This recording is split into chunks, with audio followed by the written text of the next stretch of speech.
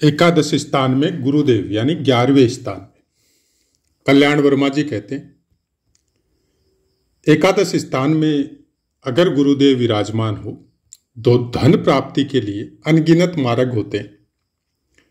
वाहन और नौकर चाकर वो भी बहुत होते हैं। साधु स्वभाव का इंसान होता है। विद्या कुछ ज्यादा नहीं होती है और पुत्र भी ज्यादा नहीं होते। वैसा ही कुछ मंत्रेश्वर महाराज हो, वैद्यनाथ जी हो, सबने ऑलमोस्ट 11वें स्थान के फल गुरुदेव के बहुत अच्छे बताए। और रही बात कि करक लगन की चर्चा हो रही है, तो इसके बारे में संपूर्ण जानकारी हम लोग इसी वीडियो के नेक्स्ट पार्ट में करेंगे।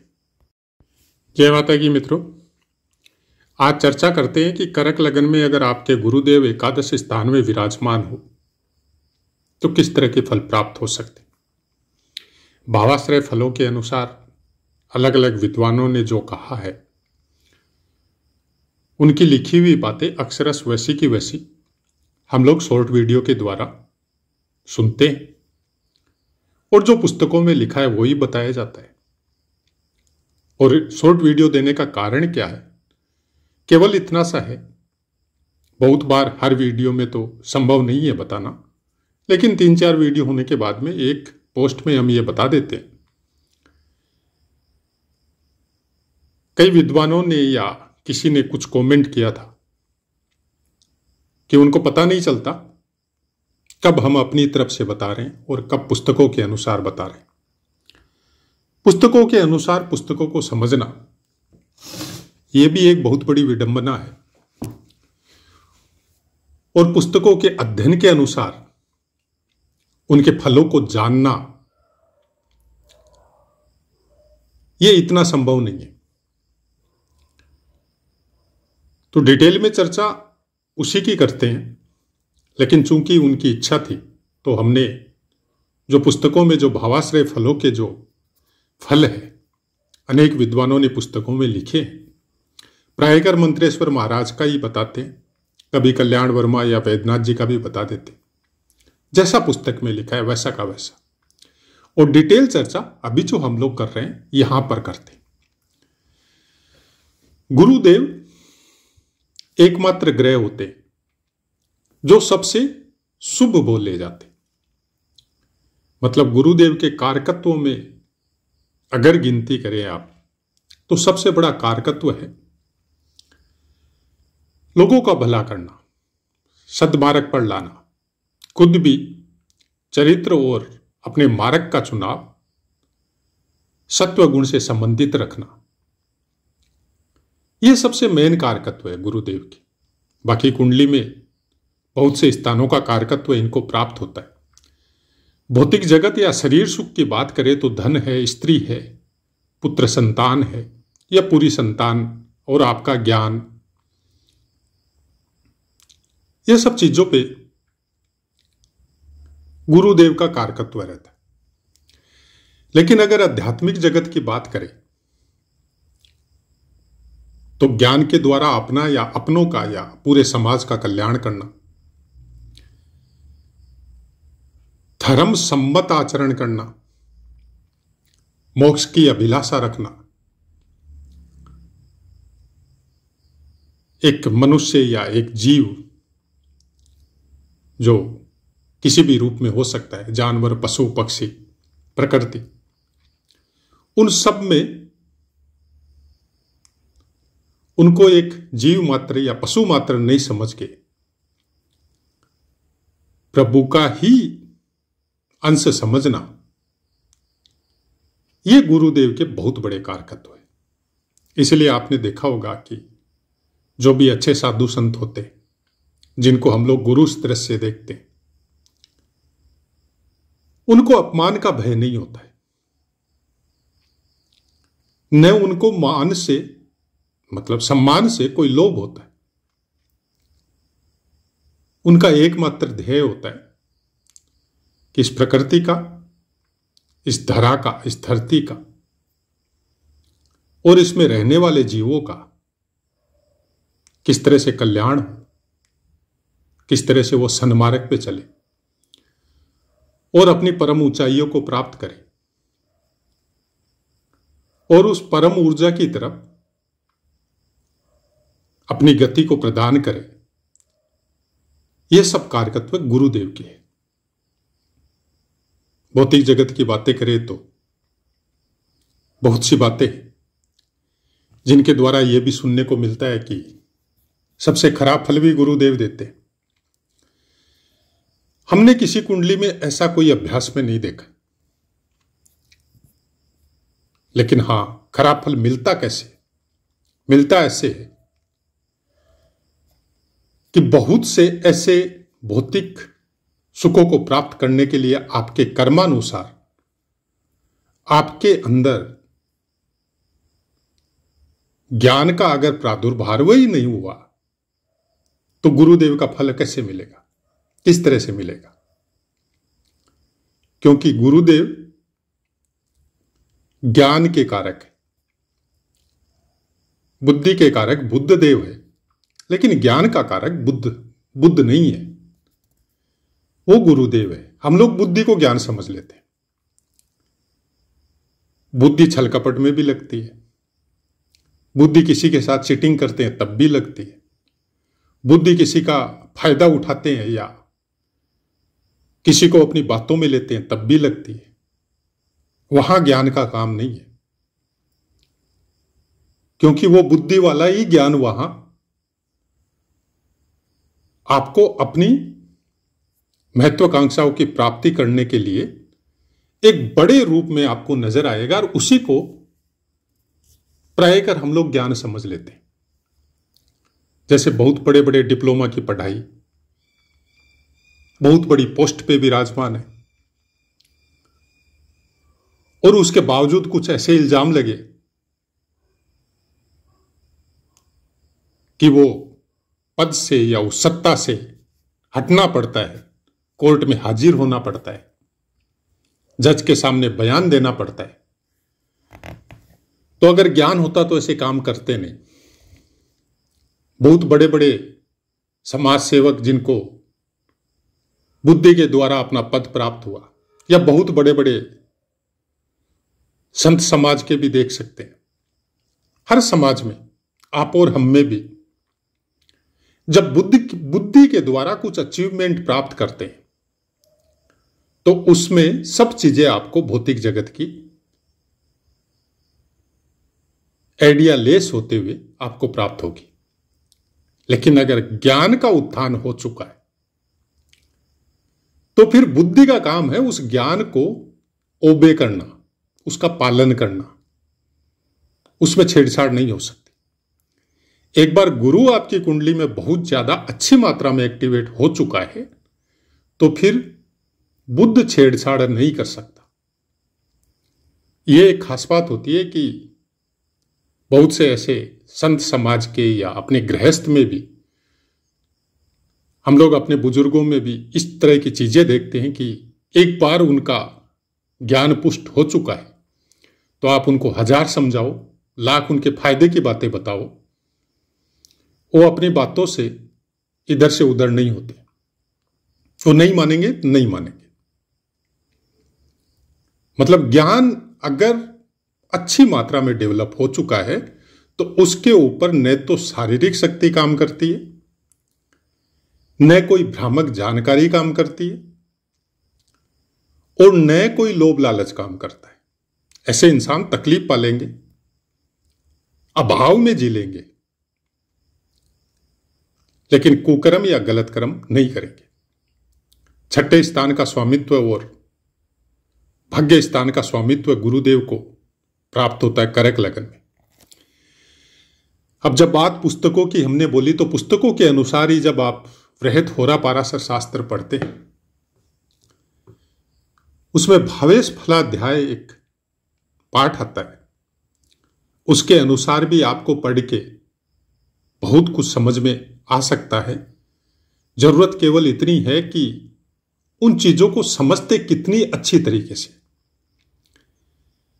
वहां पे भी यह बोला जाता है कि षष्टेश अगर लाभ भाव में हो तो जातक को शत्रुओं से धन की प्राप्ति होती, गुणी होता है, साहसी, मानी, ये सब फल ऐसे जातक को प्राप्त होते हैं। तो यहां पे गुरुदेव आपके षष्ठेश है।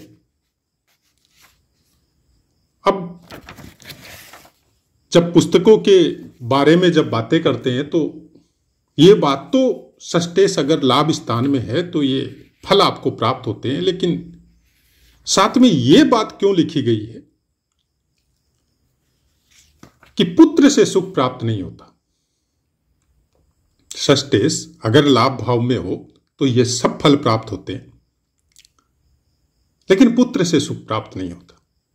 जबकि गुरुदेव लाभ स्थान में बैठ के पुत्र स्थान को अपनी सप्तम दृष्टि से, पूर्ण दृष्टि से उसको देखते हैं।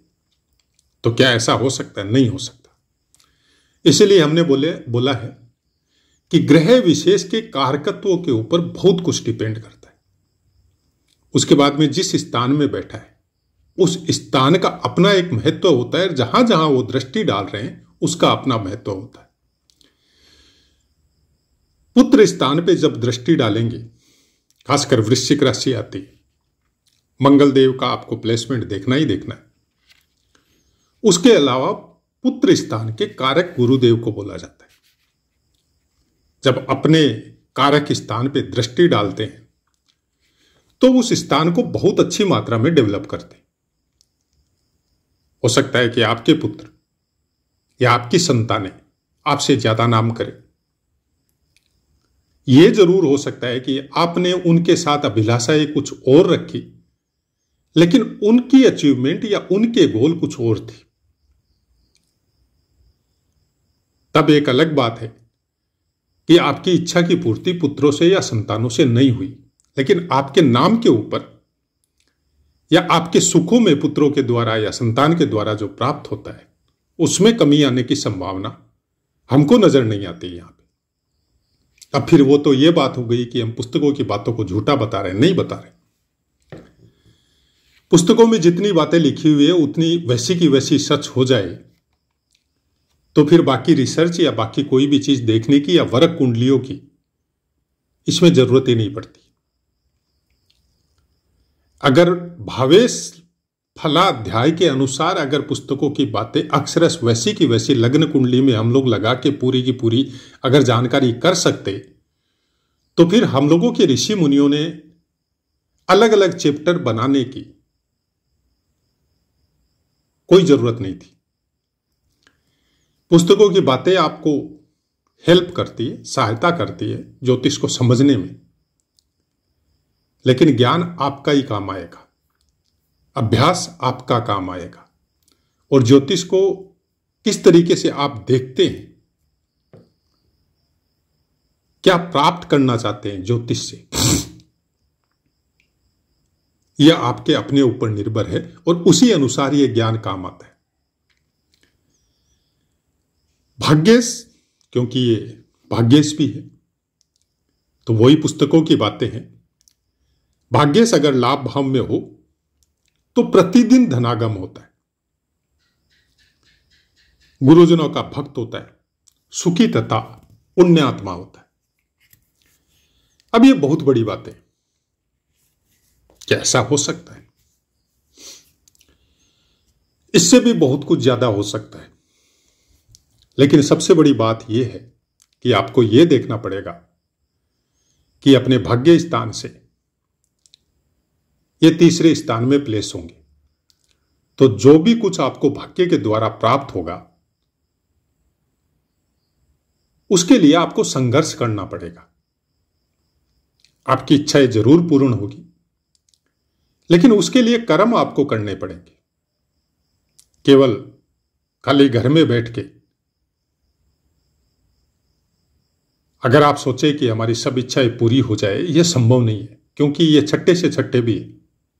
सेवा तो आपको करनी पड़ेगी। छठे स्थान से छठे स्थान में जब बैठता है कोई ग्रह तो यह कंफर्म हो जाता है कि ऐसा इंसान प्रोफेशनल लाइफ में बहुत उन्नति करेगा, लेकिन उसके लाइफ में संघर्ष हमेशा बना रहेगा। सबसे बड़ी खास बात यह है कि आपके अर्थ त्रिकोण और आपके धर्म त्रिकोण, दोनों का स्वामित्व गुरुदेव को प्राप्त है। जब आप बोलते हैं ना पुस्तकों की बातें, अक्षरश वैसी की वैसी सच क्यों नहीं होती। अर्थ त्रिकोण और धर्म त्रिकोण दोनों का स्वामित्व करक लगन में गुरुदेव को प्राप्त है। बैठे कहां है? काम त्रिकोण में। तो क्या कामी होंगे? जरूर होंगे। बगैर काम भाव के तो पुत्र प्राप्त नहीं होते, क्योंकि पुत्र संतति बहुत होगी और बहुत बड़ी तरक्की या बहुत बड़ी प्रगति करेगी, तो बिना काम भाव के तो नहीं होते। लेकिन ये गुरुदेव है, बृहस्पति ग्रह है, इनका तरीका थोड़ा अलग है। जब इनकी अपनी जिम्मेदारियां अपने कर्तव्य के पालन के लिए काम का यूज करेंगे, लेकिन उसी में रमे रहेंगे, यह संभव नहीं है। हां, यहां पे चंद्रमा होता, मंगल होता, तब एक अलग मैटर था।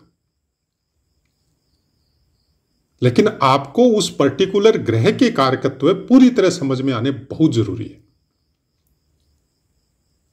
तब आप उसके वरक कुंडलियों के द्वारा, लगन कुंडली के द्वारा, चंद्रमा या सूर्य कुंडली के द्वारा आप बहुत कुछ उच्च स्थान के फलों को आप जान सकते हैं।